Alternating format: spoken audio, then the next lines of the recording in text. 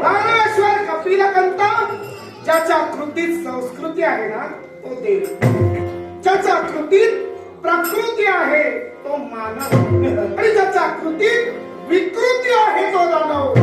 अर्थात या विकृतीचा बिमोड करून केवळ धर्म स्थापना करणं हे माझं आद्य कर्तव्य आहे. अर्थात तुझ्या जीविताचा पूर्णविराम देण्यासाठी हा देव इथं आलाय.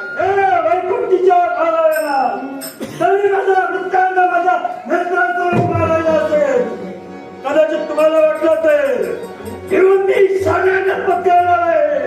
मुळीच नाही, मरणाच्या शेवटच्या क्षणापर्यंत देवा माझ्या शक्ती साहसाच्या जोरावर तुला प्रतिघात करेल. मग देव तुझे डोहाळे हा देव परिपूर्ण नवा. तुला तुझा हात दाब तुला तुझा हात दाब